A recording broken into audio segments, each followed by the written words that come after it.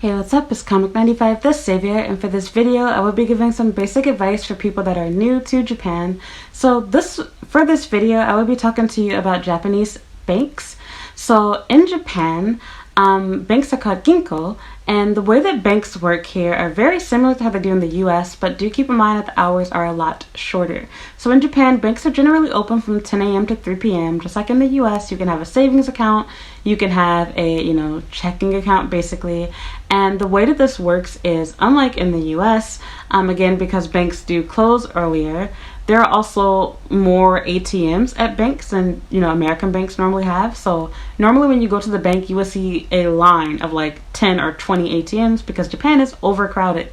Unlike the US, where everyone's spread out across several states across a huge country, Japan has nearly half of the US's population with only one state worth of space. So for example, the entire island of Japan is about the size of our one state, California, but yet Japan has over 120 million people, whereas the US has 300 million in total. But we have 50 states. California is not the only state. It's one of the biggest ones, but we have much more space than just California. Okay, so with that said, banks close at about 3 o'clock and open at 10, which in other words means if you are someone that has a job, it's pretty hard to go to the bank during their open hours, which means that anything you need to do, such as signing up for bank services or updating them on your new visa, which you have to do with certain banks, or changing your address, etc., which some of these things can be done online, like changing your address, I believe. You will have to take time off from work in order to get this done, or you have to use your lunch break, and it's very, very common for Japanese people to use their lunch break to handle bank business. But the downside is that it's very easy to go overtime, because if for any reason it takes them more than an hour, now you are late coming back, from your lunch, and that could be problematic depending on your job and their ability to understand this. So, yeah. If you can, I highly suggest that you try to sign up for these things before you start working if you are a student. If you are working here, make sure your job knows you need to handle this as soon as possible. So it's actually best if you can sign up for things like your bank, etc. before you start working. Generally speaking, if you're working here in Japan, your employer will be kind and understand that you're a foreigner and that you need help, and they will either have your boss come with you to help you sign up for your bank account, or a coworker will, come with you that, can speak Japanese and English fluently, that can help you get, started with your account. So the way this is going to work is they're going to ask you, what your salary is, about, how much money you plan to put inside your account. Do you plan to do transfers, abroad, etc.? They're going to ask you what type of job you have. You're going to need to have what they call a hanko stamp. So this is basically your personal seal. It's used as your signature in Japan. In the US, we just sign our name in cursive. But in Japan, they normally use a stamp. Most banks require you to have that stamp in order to get an account. Some do not require it, but I honestly don't know of any that I could think off the top of my head. I believe all of them do at this point, but I think in some circumstances they might let you get away with not having one. So let's talk about that little stamp, that hanko stamp. You're gonna have to get used to this when you watch my videos. Sorry, I live downtown. But anyway, what was I about to say? Yeah, you don't have to buy any type of fancy stamp. You can literally get a stamp at the convenience store. You can get one at Daiso, which is the dollar store here. You can get one at, the can-do shop, whatever the store that you want to go to is. Doesn't make a difference. It doesn't even have to be your name. It can be any name you want. But the thing is, any stamp that you use, you need to keep up with it. Because anytime that you're signing stuff, you're going to be expected to use that exact same stamp. So you need to remember whatever kanji, whatever katakana, whatever characters you choose. Do keep in mind that you can make it whatever you want to. So for example, legally, my name is still written in Roman letters. And when I do write my name phonetically, I use katakana to say my name. But on my hanko stamp, I have kanji that I use for it. So it's okay, you can do whatever you want to. But my kanji spells out my name in English. So, or the phonetic spelling of my name in English, I should say. So, you can do whatever you want to as far as that goes. There are no real rules. You can even use a Japanese name. For example, your name might be like, mine's Sharon, and you might choose, oh, I want my stamp to say Kakashi from Naruto. That's cool. You can be Kakashi if you want to. People are gonna laugh when you use like Kakashi, like what?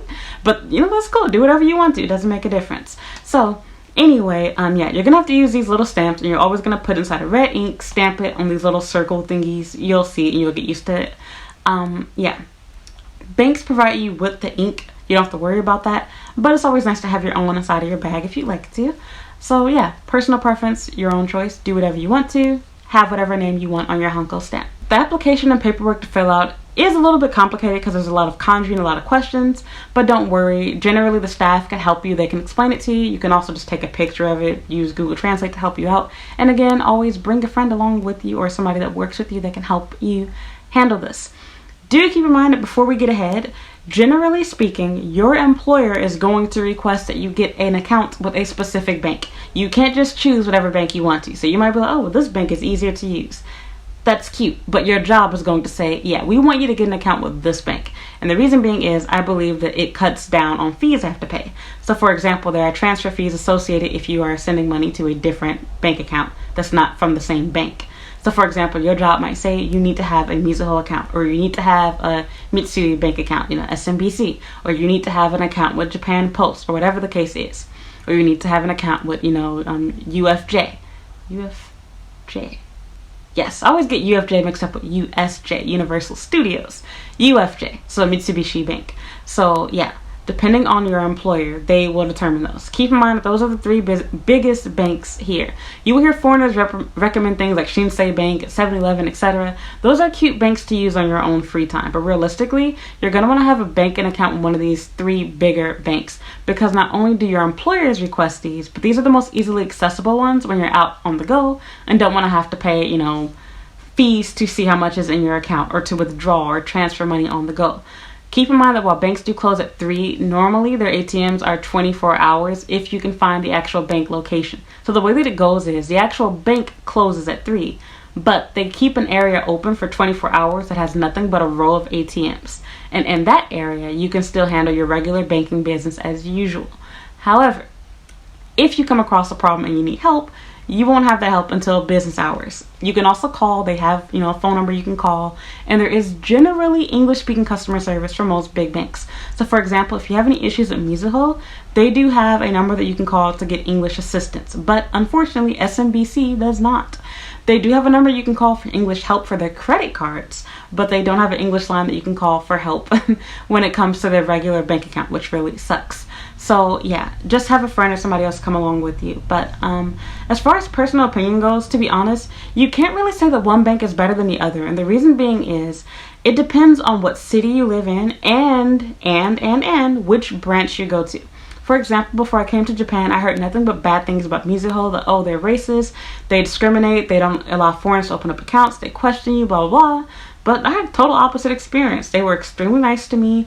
I got my little goodie bag from them, which is standard at banks. They give you, like a pen, some cleaning supplies, etc. And try to get you to sign up for credit cards, blah, blah, blah. So, yeah, I didn't have any issues with that. And that was my first real bank account that I got, because before that, I only had an account with Japan Post. And keep in mind that with some banks, such as Japan Post, and I believe SMBC too, you have to give them your social security card number. And this is for the U.S. to keep track of, so they can make sure that you're really not getting any money. Or if you're just not reporting money that you've been receiving inside of your account, to make sure you're paying your taxes. Because technically, there's no way for them to force you to pay taxes on your money here in Japan. But yes, in case you didn't know that, if you still have U.S. citizenship, you are required to pay taxes in the U.S. and Japan, even if you've never spent a day living in Japan. Even if you've never spent a day living in the U.S. since you came to Japan, like myself. I've been here consistently for 5 years. I did go back, but I was not living there. I literally just visited for a second and came back, and I was due to visa issues. So I've consistently been there for 4 years, and I still am legally required to pay taxes there. So, yeah, you need to give them your social security number in order to get the account. They can also freeze your account, to my knowledge, in the U.S. if, you're not reporting things properly, etc. That has never happened to me. I've heard different things. I don't know the full story about that. You can look into that yourself and figure that out. But long story short, for accounts such as SMBC and Japan Post, you will need that. If you really want a straightforward, simple answer, the easiest bank to get an account with is probably Japan Post. They deal with foreigners more. They have more English-speaking staff. They have more forms available to help you out with that. And of course, there's Japan Post everywhere, no matter what city or prefecture you're in. So you definitely have, banking options, solutions, whatever you want to call it. The other thing, too, you have to keep in mind, if I recall, I might be wrong about this, I think with Japan Post, they call their Debit cards here are referred to as, is it ATM? Cash cards. I call them cash cards, not debit cards in Japanese. So your cash card, if I recall, I might be wrong, I think that Japan Post cash cards cannot be used at convenience stores. So you have to use it at their ATMs, which are not hard to find. You can find them at a lot of train stations, and you can also find, their ATMs, of course, at their post offices as well. You can have more than one account. I have an account with all 3 banks, and they're all open to this day right now. It's okay to do that. But if you're just trying to get one bank account, then I guess I would suggest Japan Post, because it's the easiest for you to get if you're new here. After you've been here for longer, you'll feel more comfortable even opening up an account by yourself, and thus you can go to a bank like Mizuho or Mitsui Bank, etc. With all of these banks, including, the bigger ones, especially like UFJ, Mitsui, and Mizuho, you can send money abroad, but the fees are very hefty. So if I were you, I think it's better to just transfer the money through a wire transfer, which you can find places like Western Union, etc., and all these other little, pop-up places that are actually pretty good, as well as 7-Eleven. They have their own little bank service that allows you to do that, but you can't do it instantly. You have to wait and get a card, and that takes a couple of weeks. So if you have that already, that is another good option for sending your money back to your home country abroad, or to put it inside your bank account that you have abroad that you have here in Japan. So yeah, do keep in mind that if you have a foreign debit card and or credit card, you can use that to withdraw money in yen, and you also get back more money than what you withdrew. For example, when I withdraw 10,000 yen, aka $100 US, it really ends up costing me only about 94-ish US dollars. So I end up with an extra $5, etc., to spend on my card or to go towards whatever. Generally speaking, if I recall, most banks require you to withdraw at least 100 US dollars. So you can only withdraw money in increments of hundreds when you're using a foreign card. But if you're using your Japanese card, you can withdraw money in increments of 10. If you want to withdraw something in increments less than 10, you need to go see a teller at your bank, which does take more time than it does in the US. You have to grab a number, wait to be seen, etc. It's not normally a very fast process. So, whereas in the US, it's pretty quick. You want to see a teller, you wait a few minutes, and you're seen. You have to grab a number most of the time, etc.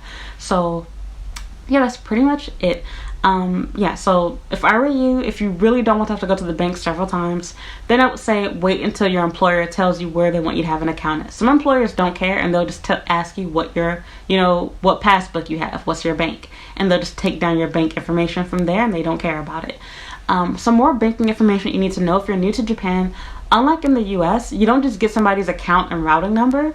In Japan, there's lots of information that you need. For example, you need to know exactly how they spell their name. Is it spelled in Romanji? Do they spell it in katakana?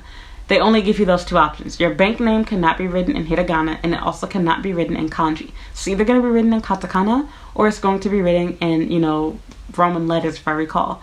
That's how they're going to use your account. Also, you need to know the actual special code number for the bank. For example, Mizuho's special code number is 001. You also will need to know, this is not always needed, but normally for setting up automatic transfers, that's needed. For example, for your job, they're going to need to know that number, that 001 for Mizuho. When it comes to, transferring money like between you and a friend, or you and your apartment, whatever, for paying your bills, you're going to need to know what bank you signed up for your account at. So where was the branch? For example, I signed up for my Mizuho account in Osaka at Yotsubashi. So every time that I use my bank, I have to remember that it was Yotsubashi. I can't just say, oh, it's somewhere in Osaka. That's not good enough. I need to know exactly where. Don't worry, you're going to get what they call a passbook, which is basically a checkbook, if you will, that keeps record of all of the times you've gone to the ATM, how much money you have, how much money you took out, etc., what's inside your account. You don't ever have to use that passbook. It's very old-fashioned, but some people like to use it to keep track of their stuff. I do suggest keeping it in your wallet, though, because it makes it much easier when you need to exchange or transfer money, or when you need to give your job, your banking information, etc., instead of you being like, oh, I have to find the photo of it somewhere on my phone, or I left it at home, etc. So eventually you'll remember these numbers, but instead you have a really short 3-digit number for your bank number. So the branch number would be like 3 digits. And your actual account number, I think it's like 7 or 8 digits or whatever. So you only have one account number. So your account number and your name is all you have. Then you have your bank number, and then your bank branch location, and whatever your name is in hiragana, katakana, or romanji. That's pretty much all you need to know. All of this will be inside of your passbook. Very simple, very straightforward. And keep in mind that certain banks, such as Mizuho, you have to update them every time you get a new visa. They will put a hold on your account when your visa expires. So keep that in mind. And when it expires, after you get the new visa, you have to update them on your information and fill out paperwork all over again. So yeah, that's fun. So yeah, that's pretty much it. There's no perfect bank, but if you want to know what's the most popular bank in Japan, I would honestly say that it's probably UFJ. I think most people have an account with them. Second to them, that's pretty hard. You see Mizuho around a lot, but I honestly think that Mizuho and Mitsui are pretty much tied. Those are the three biggest banks. So if you have an account with any of them, you'll be just fine here. But again, it totally depends on the employer. Most employers want you to have an account with either Mizuho or SMBC is what it seems like. But a lot of employers don't care. They'll accept an account with any bank. Most jobs do not give you the option between having, a check stub or direct deposit. You have to get direct deposit. And depending on the company that you work for, your payday will vary a lot. Most paydays are either going to be on the 10th of the month or at the end of the month. So either the last weekday or it'd be like the 20th, 30th, 25th, whatever. Normally someday like the 25th or the 10th is the most popular. Some companies might say your payday is the 5th or it's the last weekday of, the month or whatever the last weekday is. So for example, if the last day is on the 30th, but it's a Sunday, then your pay is going to be, 29th, the 27th, which was a Friday or whatever. So it varies depending on the company that you work for. So yeah, that's pretty much it. Don't worry about it too much. You're pretty much only going to be using your account for the most part to receive money from your job, and or if you want to send money overseas. But even then, if I were you, I would never send money directly from my account because it costs so much money to do it that way. It makes more sense to withdraw the money in yen and go and transfer money. That's how I would personally do it because you can avoid the outrageous bank fees. But if you're lazy, just want to get it over with and make it a more seamless transaction, especially if you don't have family and friends to collect the money on the other end for you, to load it into your account, from abroad, then of course you have no choice but to do it that way. So yeah, that's pretty much it as far as banks go. My personal favorite, if you want to know, you're curious, is Mizuho. Even although they make me go through hell when I have to update my visa every single year, they're still my favorite bank to use. I like their ATMs, I like their transfer process, everything else. The easiest bank to use is Japan Post for noobs to Japan. And the easiest one when it comes to handling paperwork and online transfers and things like that is definitely SMBC. Keep in mind, once again, if you don't understand something, hello, Google Translate, use Google Chrome, instantly translate web pages, etc. Yeah. Oh, some more information I forgot to give you. When you sign up for these bank accounts, unlike in the US, you don't just make a fun little username and get to log in. For starts, there's very limited stuff that you can do online from your account.